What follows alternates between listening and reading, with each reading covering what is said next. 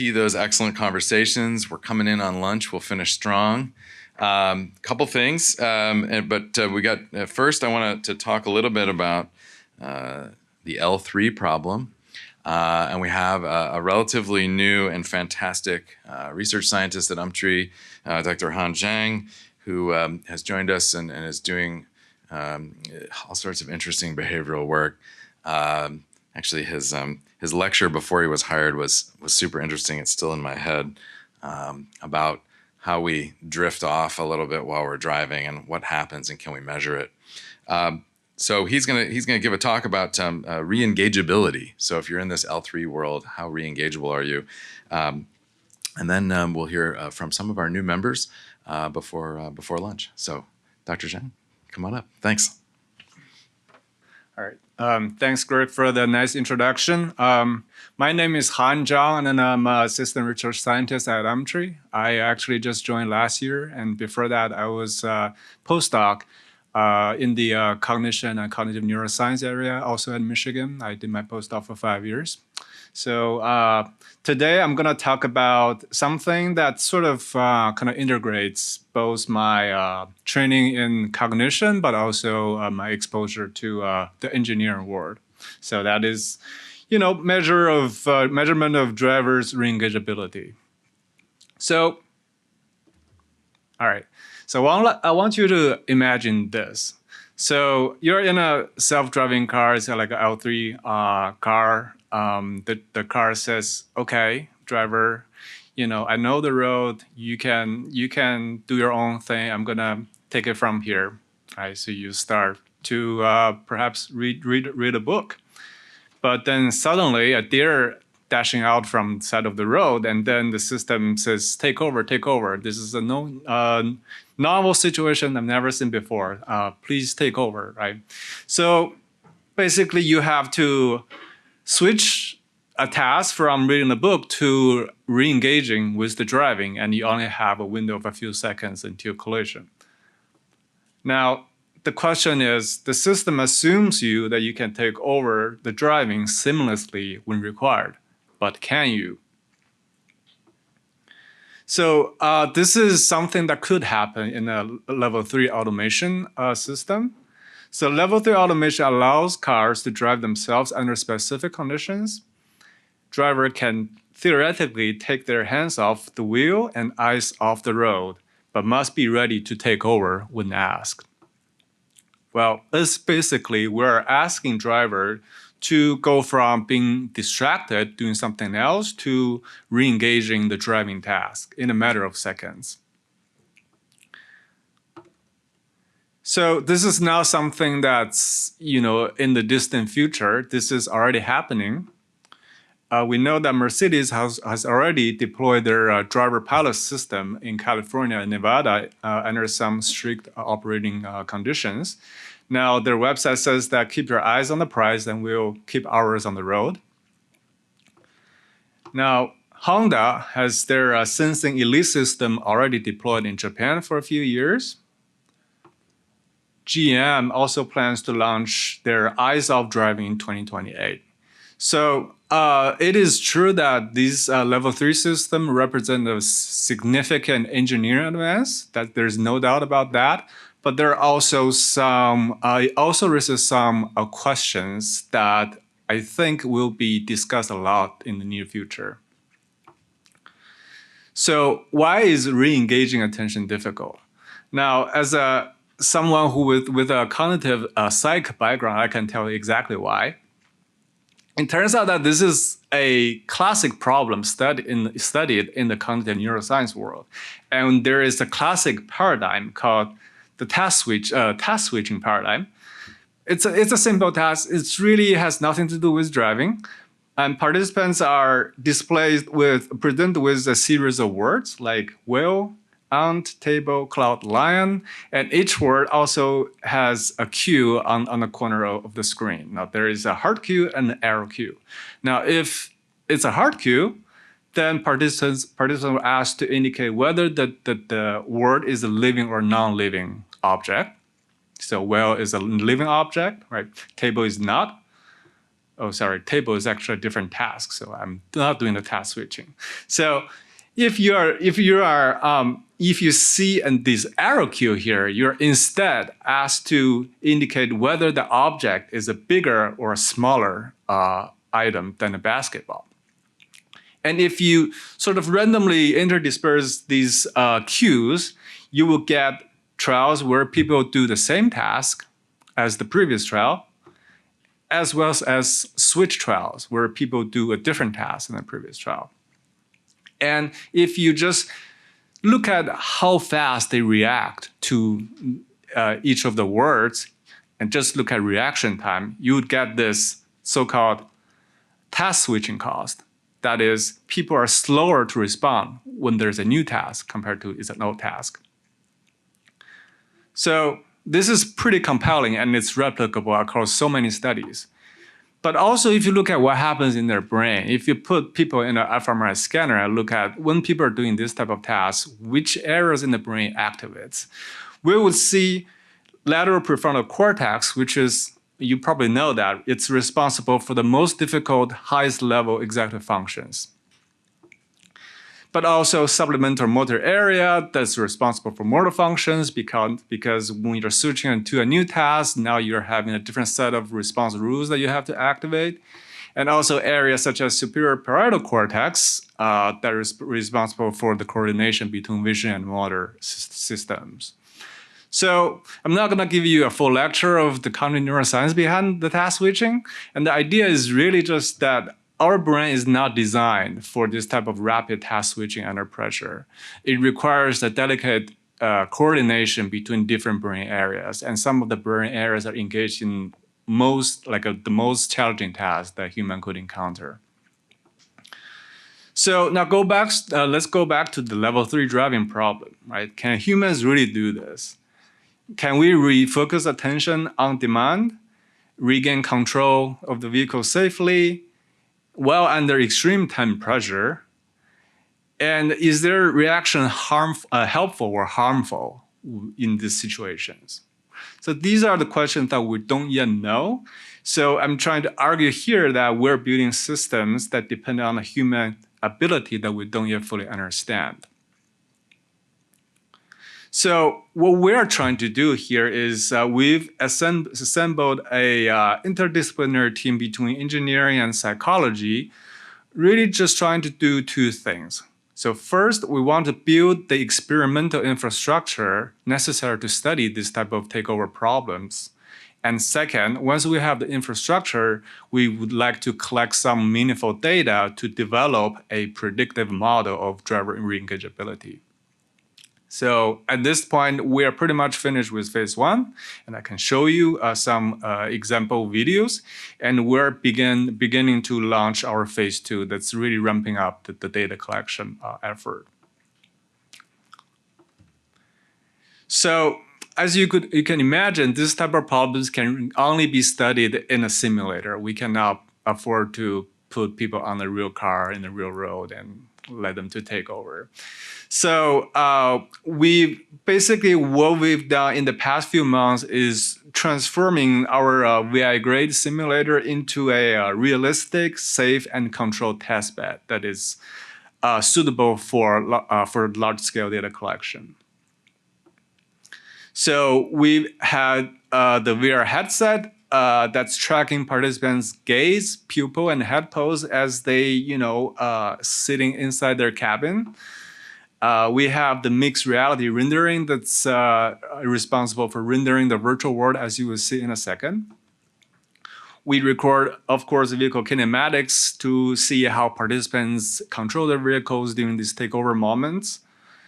We're also tracking their body posture and their foot position using cameras to see, for example, does the participant hover on the pedal as a precautionary measure to be ready for takeover, and how does that affect their takeover quality.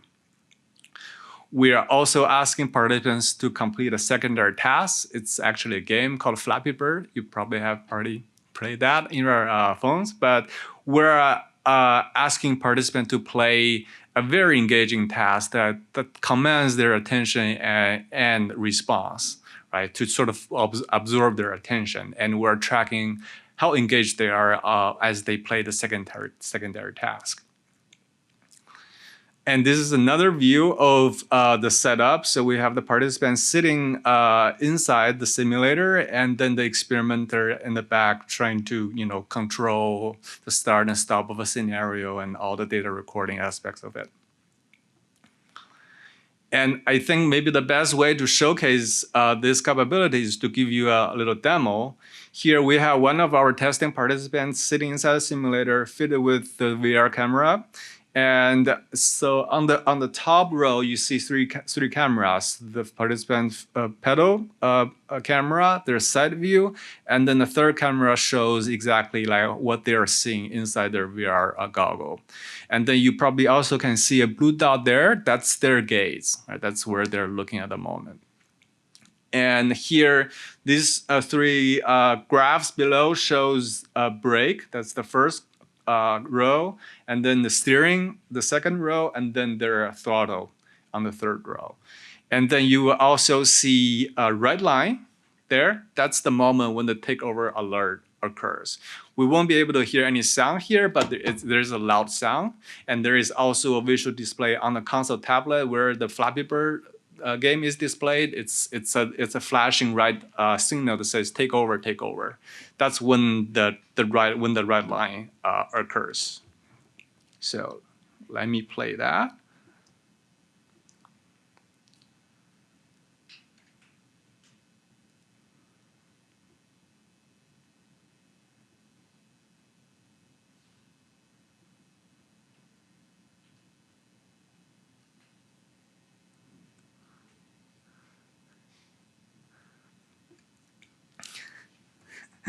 So yeah, so this just showcases the idea that this has to be done in a simulator. But what's interesting here, this is actually an interesting case because the participants were actually not sufficiently engaging with the secondary task. You can see that she was basically just tapping the screen while she was actually looking ahead. So this is almost not in this theoretically level 3 operation mode where you're actually asked to look at the secondary task. But still, we can see that this is now something natural for the participant. They were tapping something, not really driving, not, maybe putting her hands on the steering wheel, but not actively driving. But now suddenly you have to drive. And this is a task switching, and you can see, this is something that people could fail. So let's just watch that one more time.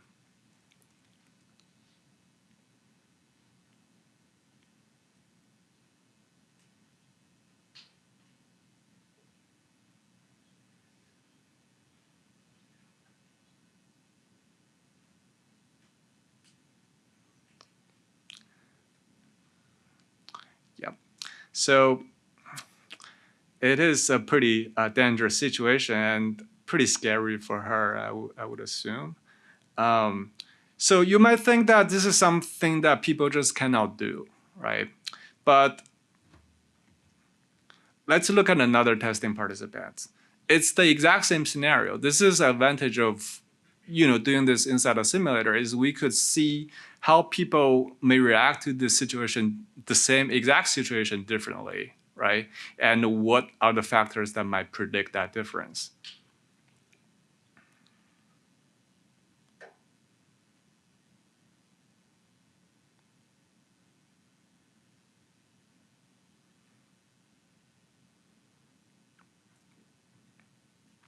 So as you can see, this is, she handled this situation pretty well, and it's certainly something that's doable, right? And then the question is, what are the factors that predict these individual differences, right? Why people react to this different situation? The same situation can lead to very different outcomes, right? Depending on the person and the moment. So again, from a psychology perspective, we tend to categorize performance on a task into the contributing factors into two broad categories. The first is trait factors. So these are the factors that tend to stable over time. That includes maybe IQ is a good example, but also more specific cognitive abilities like attentional control, cognitive flexibility, processing speed, etc. So these are the things that tend to remain stable over time. But on the other hand, we have state factors. So these are the factors that fluctuate, that change over time, such as how distracted you are at the moment, how fatigued you are at this moment, whether you are impaired, under the influence of substance at the moment. So these are the things that could change over time, right? And this is why, in order to predict how well a person could take over, we have to gather both these trait-like factors, but also these state factors too. And actually, before participants sit in the simulator, we're assessing a lot of things about the participants. We're asking them to complete several cognitive tasks, such as task switching, like the task you just saw, attentional control tasks, processing speed tasks. We're also gathering their subjective data, such as their driving experience, their trust in AVs, their personality. They're, for example, prone to anxiety. But also, as they sit in the simulator doing this type of tasks, we're also measuring their real-time data, such as eye movement, pupil size, and body posture. And then the goal is we would like to combine all these data together to come up with a prediction model that could say, okay, now given what I know about you as a person and what you're doing at this moment, if something could happen right now, like if there's a takeover alert right now, what is your probability that you can navigate the situation safely? So this is our phase two goal. And if we could come up with such a model, then you could, for example, inform some system design, like how we could design the interface of an L3 vehicle to make sure that the driver can handle the situation safely. Now, perhaps this could inform some personalized driver state monitoring systems, because essentially here we're developing a personalized model, right, based on the, who you are and what you're doing at this moment. So perhaps there is some personalized threshold that if you score below that threshold, then we probably should disable the L3 features because we know that if something dangerous happens, then you're probably going to result in a crash. Or perhaps the result will show that people just really cannot do this type of emergency takeover at all, right? Then this could perhaps inform a design of mixing L4 features with L3. For example, in a situation such as a 5-second time budget when there is a deer in front of you, perhaps people's reaction to that situation would be actually harmful. And perhaps in that type of situation, we should let L4 features to navigate this driver out of the situation. But for example, if there is a toll booth like 1 mile ahead of you, then that type of takeover, perhaps people can do that more comfortably and more safely. So just some takeaways. Takeover, this task is a cognitive bottleneck. And performance varies widely, as you just saw in those two videos, depending on a driver's traits and state. And our project, through our project, we can measure and aim to predict takeover performance in order to improve the system design. Now, that's what I have for today. Thank you, and open to any questions you may have.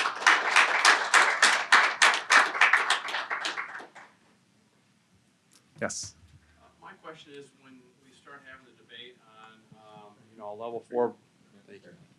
Question I have is when we start talking about the debate of level 4 versus level 3, when the driver has to take over, as opposed to reading the book as you had out there, right? Why not have a scenario where you have a virtual RSU that, as you're coming into an area that may be prone for deer crossing, you have a zone warning put in. When that zone warning is put in, level 4 isn't available or is not permitted in the vehicle, and you have to actually drive the vehicle at that point. Maybe that's an option. Same thing for school zones as an example. I don't think you want to have level 4 driving while you're in a school zone. Same type of scenario, you have kids running out in the street, whatever that may be, right? Just my thought. Yeah, I think that's a good idea, and I think you could sort of frame this as a proactive way to sort of mitigate this type of situations. So if you know that something is, this road section has a high accident rate, or maybe there are deer sightings, or you could maybe just proactively ask the driver to take over way before you approach that area. But maybe there are cases where, such as what Henry talked about, like these edge cases, you just cannot really predict. I think maybe my favorite example is actually from Greg, is that there's a Waymo video, I think, that, it's sunny and it's a really nice environment, and then suddenly there's a gas grill like falling in front of the truck, in front of the vehicle. So that is something that perhaps belongs to that edge case scenario that you can't really anticipate.